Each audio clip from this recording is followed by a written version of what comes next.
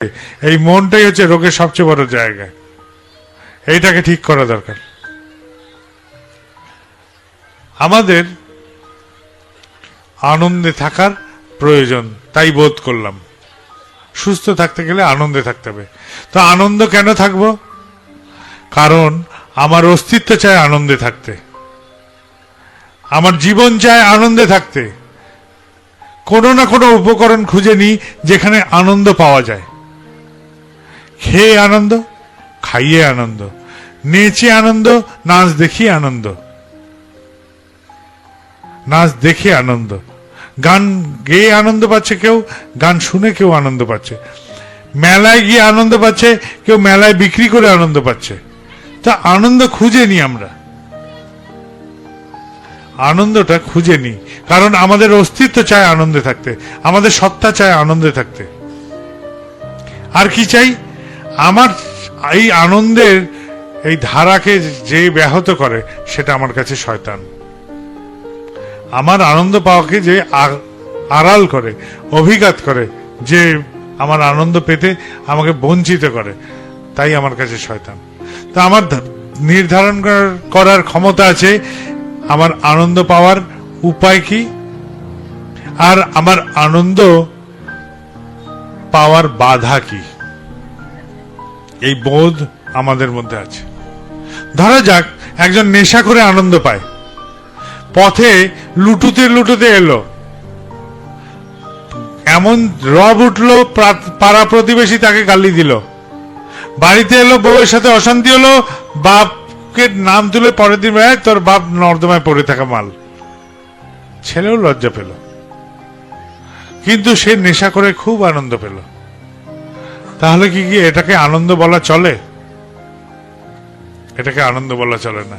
সে একা আনন্দ পাচ্ছে, অথচ সেই আনন্দে আর কেউ সামিল হতে পারছে না, পরিবেশ সামিল হতে পারছে না, পরিবার সামিল হতে পারছে না, আত্মীয় স্বজন, পরিবারের মানুষরা কেউ সামিল হতে পারছে না, কেবল সেই একাই আনন্দ পাচ্ছে। এই রকম আনন্দ, এটাকে আনন্দ বলে না।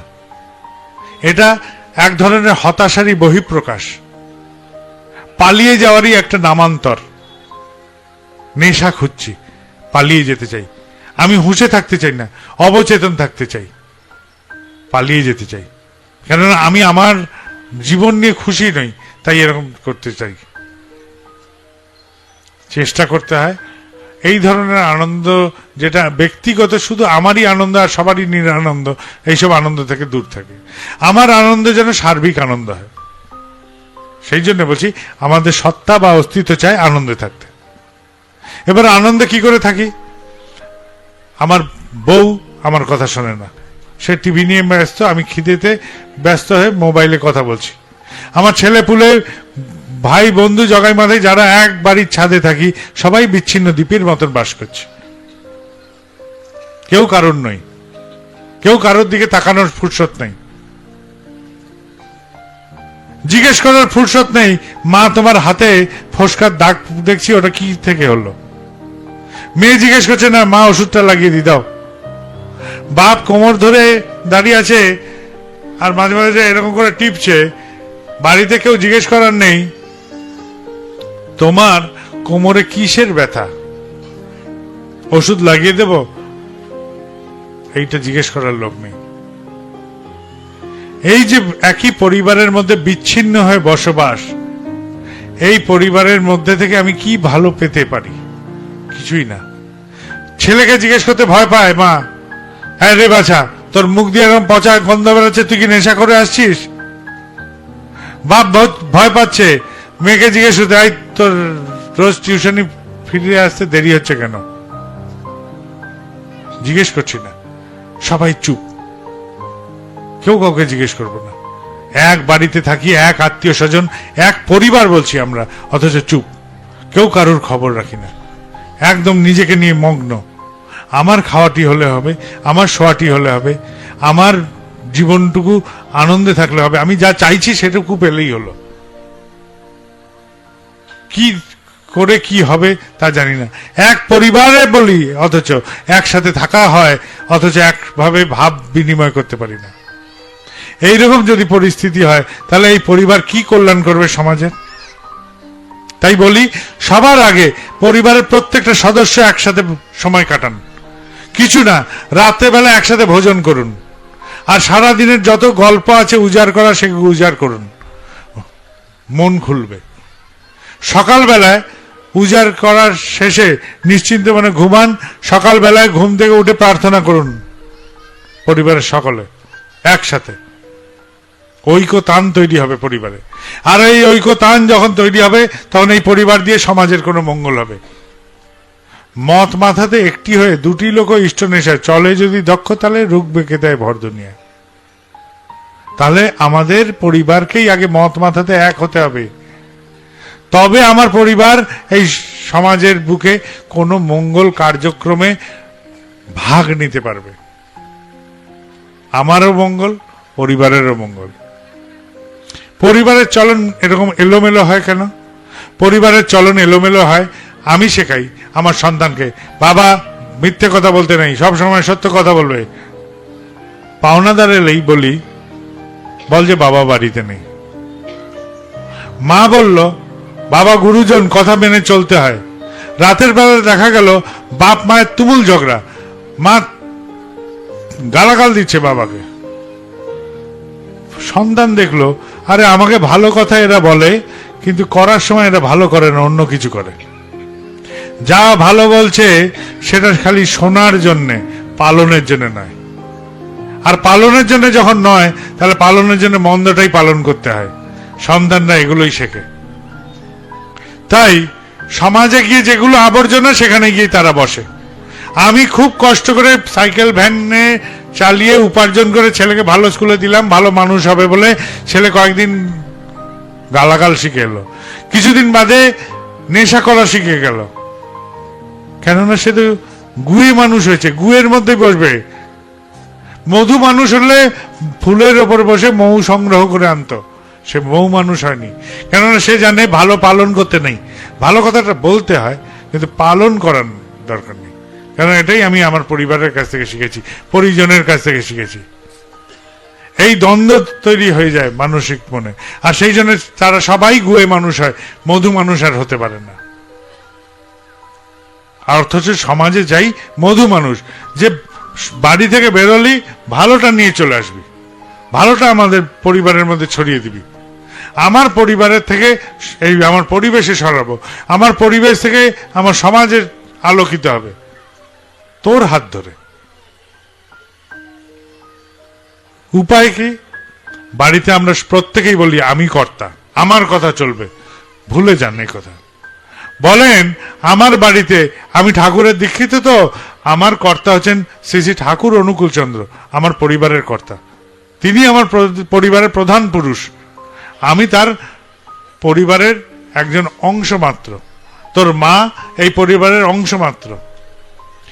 বাবা, আমার অনেক ভুল হয়, আমি চলায় অনেক ত্রুটি হয়, তোর মারও হতে পারে, আমারও হতে পারে, কিন্তু তুই শুধু আমাদের অন্ধের মতন ধরে চলিস না, তোকে চলতে হবে ঠাকুরের মতন হতে হবে। তোর চলাটা ঠাকুর ধরে চলা হবে, তুই ঠাকুরের মতন হওয়ার জন্য চেষ্টা করবি সারা জীবন, আমার মতন না। আমি তো তোকে একটা নির্দিষ্ট অবধি নিয়ে যাব, তারপরে কিন্তু তুই ঠাকুরের মতন হওয়ার জন্য আপ্রাণ হবি। তুই আমাকে ছেড়ে ছাপিয়ে বেরিয়ে যাবি, এটাতেই আমার আনন্দ। এইরকম করে যদি পরিবারের কর্তারি আমি আমার ঘাড় থেকে আমার গুরুর ঘাড়ে সারাই, তাহলে সন্তানগুলোর রক্ষা, নয়তো সন্তানগুলো সবার আগে এলোমেলো হবে। আরেকটা কি, পরিবার যখন এরকম করে চলছে ভালো মতন, তাহলে সমাজের প্রতি একটা দায়বদ্ধতা থাকে। কেন দায়বদ্ধতা? কেননা আমরা প্রায়শই গুরু ধরি বা ঠাকুর ধরি বা ভগবান ধরি বা কোনো মন্দিরে যাই বা যেখানে যাই, আমার ছেলেটা যেন পাশ করে যায়, আমার বউয়ের যেন আজকে এই কাজে যাচ্ছে ওই কাজটা যেন হয়ে যায়, আমার মেয়ের বিয়েটা যেন ঠিক মতন হয়ে যায়। আর ফর্দ নিয়ে ভগবানকে দাঁড় করিয়ে দিই, ভগবান ফর্দ ভরো, আমি আজকে অর্ডার দিচ্ছি তোমাকে এটা করে দিতে হবে, আমার ছেলেটা পাশ করে যায়। লেখো, ভগবান লিখে নিলেন আমার কি কি লাগবে, কেন আমি মালিক, তিনি আমার অনুগামী, তিনি অনুগামী, আমি তো মালিক। আমি তো বলছি তুমি এটা করে দাও, ওইটা করে দাও, অর্ডার কে দেয়? যিনি মালিক তিনি অর্ডার দেবেন, তাই নয় কি? যিনি মালিক তিনি অর্ডার দেন, আর যিনি পরিষেবক তিনি ওই অর্ডার নিয়ে নিয়ে পালন করবেন। তাহলে ঈশ্বরই বলি, ভগবান বলি আর ঠাকুরই বলি, তিনি হচ্ছেন আমার পরিষেবক, আমি নই, আমি মালিক। এই যে ভাব, এর থেকে দূর হওয়া দরকার। কারণ প্রার্থনা দুই রকম হয়, একটা হচ্ছে নিষ্কাম প্রার্থনা, একটা সকাম প্রার্থনা। আমার বাবা ভালো হয়ে যান, আমার মা ভালো হয়ে যাক, আমার পরিবারের ভালো হোক, আমার সন্তানের ভালো হোক, এই যে প্রার্থনা করছি এগুলো সব সকাম প্রার্থনা। আর আমি যেই বলবো এই ভাইয়ের ভালো হোক, ওই মায়ের ভালো হোক, ওই দাদার ভালো হোক, এই যে বলি, যার সাথে আমার রক্ত সম্পর্ক নেই, অথচ আমি তার জন্য প্রার্থনা জানাই, এই প্রার্থনা তখন পূরণ হয়। সকাম প্রার্থনা এটাকে বলে নিষ্কাম প্রার্থনা। ঈশ্বর সকাম প্রার্থনা গ্রহণ করেন না, তিনি নিষ্কাম প্রার্থনা গ্রহণ করেন। আর নিষ্কাম প্রার্থনা তখনই মঞ্জুর হয় যদি কর্ম ঠিক মতন ধায়। আমি চাষ করলাম, লাঙল দিলাম, বীজ বপন করলাম, আর একজন আমার জন্য প্রার্থনা জানালো, তখন বৃষ্টি এলো। তো দৈব অনুগ্রহ এইভাবেই হয়। আমি যখন সঠিক কর্ম করি এবং আমার জন্য যদি যথাযথ প্রার্থনা করার একজন মানুষ নিষ্কাম প্রার্থনা জানায়, তাহলে আমার কর্ম প্রচেষ্টা সফল হবেই হবে, তাকে আটকানো যাবে না। তাহলে আমি আমার জন্য শুধু প্রার্থনা করলে তো পূরণ হচ্ছে না, আমার জন্য প্রার্থনা করার একজন মানুষ দরকার, যিনি এই প্রার্থনাটা জানাতে পারেন, পরিবেশকে জানাতে পারেন যে হ্যাঁ বাবাইদার এই অসুবিধা হয়েছে, এটা করে দাও ঠাকুর, ভগবান ওই মানুষটার এই অসুবিধা হয়েছে, এটা করে দাও। এই যে প্রার্থনা জানাচ্ছেন, এই রকম বান্ধবতা তৈরি করতে হবে। তাহলে সমাজের সাথে এই বান্ধবতার সৃষ্টি করতে হবে, যাতে আমার সাথে সমাজের এরকম বান্ধবতা হয়। কি করে আসতে পারে বান্ধবতা? যদি আমার সবচেয়ে প্রিয় জিনিস আমি দিই, সমাজের কাছে আমার সবচেয়ে প্রিয় যা তা যদি দিই, তবে বান্ধবতা চিরস্থায়ী। জীবনের শুরুতে আমার বাবা মা ছিলেন, জীবনের মধ্যভাগে আমার গৃহিণী থাকলেন, মধ্যভাগ থেকে অন্তভাগ। তাহলে কেউই চিরকাল থাকলো না। আমার অন্তভাগে কিন্তু আমার বাবা মা থাকেন না, তখন হয় গৃহিণী থাকে, নয় পরিবার থাকে। আর শুরুতে আমার গৃহিণীও থাকে না, আমার সন্তানরাও থাকে না, কেবল আমার বাবা মা থাকে। তাহলে চিরস্থায়ী কেউ থাকছে না আমার সাথে। তাহলে আপনজন কে, প্রিয়জন কে? শুরু থেকে শেষ অবধি একজনই অন্তর জগতে দেখতে যদি পারি, ঈশ্বরকে যখন থেকে ধরি, তিনি আমার প্রথম থেকে শেষ অবধি একইভাবে নিরবিচ্ছিন্নভাবে যুক্ত থাকেন। তিনি আমাকে ছেড়ে যান না, আমি তাকে ছেড়ে দিই। তিনি যদি আমার মনোজগতে বেশি আসেন, আমি ভয় পাই। কথিত আছে, রাবণকে একজন জিজ্ঞেস করছে, হে রাজন, তুমি তো সবার রূপ ধরে সীতাকে মগ্ন করতে চেষ্টা করছো, কই রামের রূপ ধরে যাচ্ছ না তো? রাবণ বলল, পাগল নাকি রে, রামের রূপ ধরে গেলে আমার সীতাকে পরস্ত্রী মনে হবে, অধর্ম করেছি। আমি যদি রামের রূপ নিয়ে নিই, তাহলে রামের মতন ভাবতে শুরু করে দেব, সীতাকে মনে হবে আমার পরস্ত্রী, আমার মনে হবে যে অন্যায় করেছি। তাই আমি রামের রূপ ধরবো না, আমি সব রূপ ধরবো, কিন্তু রামের রূপ ধরবো না। আমাদের অবস্থা সেরকম, আমরা কিছুতেই ঈশ্বরকে ডাকতে চাই না। ঈশ্বর তুমি আর বেশি এগিয়েও না, আমি তোমার মতন হয়ে যাচ্ছি, আমার ভাবনা চিন্তা ওরকম হয়ে যাচ্ছে, আমি পারবো না, তুমি দূরে থাকো, একটু আমাকে প্রবৃত্তি রঞ্জিত হয়ে চলতে দাও, এইরকম ভাবনা। তাই আমার সম্পূর্ণভাবে পাই না। তো বরফের পুতুল যতটা গলবে, ততটা জলকে সে প্রাপ্ত করবে, ততটাই জলকে সে প্রাপ্ত করবে। তো আমিও যতটা নিজেকে গলিয়ে দেব, আমার প্রভুকে ততটাই আমি পাবো।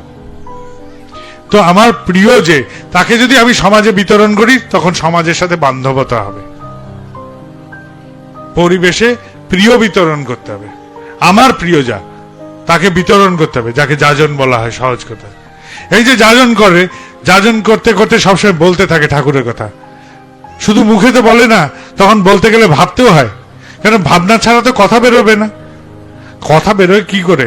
মনে ভাব থাকলে তবে না ভাষা বেরোবে। তো মনে ভাব তো তৈরি হচ্ছেই। তো নিরন্তর এরকম করে যদি বলতে থাকি আমি, তাহলে আমার ভাবের তৈরি হবে মনে মনে, যে আমার ঠাকুরের মতন ভাবনা আসতে থাকবে, আর ভাষাও সেইভাবে বলতে থাকবো। আর এইভাবে পরিবেশের সাথে বান্ধবতা তৈরি হবে, পরিবেশও আমার জন্য প্রার্থনা করবে, তখন আমার জন্য নিষ্কাম প্রার্থনা করার লোক পেয়ে যাব। তাহলে আমার জন্যই নিয়মিত যাজন করা দরকার। মানুষকে, পরিবেশকে, সবার কাছে ঠাকুরের কথা উজাড় করে বলা দরকার। এইরকম করে বলতে বলতে একদিন দেখা যাবে প্রিয়র কথা বলতে বলতে লোকে জিজ্ঞেস করবে আমাকে যে ঠাকুর কেমন? ওগো হ্যাঁ, ঠাকুর কেমন বলো তো? বলো কেন, আমাকে দেখে বোঝো ঠাকুর কেমন? লালি দেখেন मैं चली मैं ही हो गई लाल। আমার প্রিয়ের রক্তিমাভ দেখতে গিয়ে আমি রক্তিমাভ হয়ে গেলাম, তার লালিমার ছটায় আমি তার মতন হয়ে গেলাম। নিরন্তর বলে যেতে হয়, পরিস্থিতিতে, পরিবেশে, বাজারে, হাটে, সব জায়গায় নিত্য ঠাকুরের কথা পরিবেশন করতে থাকেন। কাউকে বাদ দেবেন না, কোথাও না। ভ্যানে বসেছেন, ভ্যানওয়ালার সাথে দুটো কথা বলুন। দোকানে বাকেয়া মুখ লুকাতেন, আগে মুখ লুকাবেন না, বুইরের মতন সামনে যান, বলুন আমার বাকেয়া আমি দিতে পারছি না দাদা, দুটো ভালো কথা শুনুন। আমার এই টাকা দিতে পারছি না বলে আপনার সংসার রসাতলে যাবে না, কিন্তু আমি জোগাড় করে দিচ্ছি, উপার্জন করে দিচ্ছি, আমি লুকিয়ে পালাবো না আপনার কাছ থেকে। আমি বীরের মতো আপনার সামনে যাব, গিয়ে দুটো কথা বলবো, আপনি দরকার হলে আমাকে গাল মন্দ করে নেন, কিন্তু আমি পালাবো না। আমি আপনার থেকে পালাতে চাই না, আমি আপনাকে প্রিয়ের কথা বলতে চাই, আমার ঠাকুরের কথা বলতে চাই। তিনি বলেছেন কিন্তু যে ধার বাকি যদি না পারিস দিতে, তাহলে গিয়ে আগে তার কাছে সেই দণ্ডে জানা, এই কথাটা তিনি বলেছেন, তাই আমি জানাতে এলাম। আপনি আমাকে গালমন্দ করেন, শাসন করেন, যা করেন তাই করবেন, কিন্তু আমার এটা বলতেই হবে। তাহলে এইভাবে আচরণগুলো আয়ত্ত হবে। আর আচরণ আয়ত্ত হলে আমাকে দেখে বলবে যে হ্যাঁ, এ ঠাকুরের মানুষ বুঝি। ঠাকুরের মানুষ এইভাবেই হতে হয়। যদি মন্থন হয়, ননির যেরকম উত্থান হয়, সেরকম আমিও যদি নিরন্তর এই চর্চা করতে থাকি, সেই মন্থনে আমার মধ্যে থেকে ঠাকুর প্রকাশ পাবেন। অজ্ঞানতার কথা, ঠাকুর ওই দেহে আছেন, ঠাকুর ওই মূর্তিতে আছেন, ঠাকুর ওই দেবালয়ে আছেন। আর জ্ঞানের কথা, ঠাকুর আমার মধ্যে আছেন, আমি সবসময় তাকে নিয়ে থাকি, তিনি আমার মধ্যে বিরাজমান, তাকেই প্রকাশ করতে হবে আমার। তিনি প্রকাশিত হবেন আমার চলায়, বলায়, কথায়, তখন ঠাকুরময় আমি যেই হলাম, এটাই হচ্ছে অমৃত, এটাই সহজ উপায়। ভুলে যান, কেউ এসে রক্ষা করবে আমাদের, কেউ করবে না, কেউ করতে পারে না। ভগবান আসবেন, এসে আমাকে রক্ষা করবেন, এরকম হয় না। তিনি পন্থা বলবেন, করতে হবে আমাকে।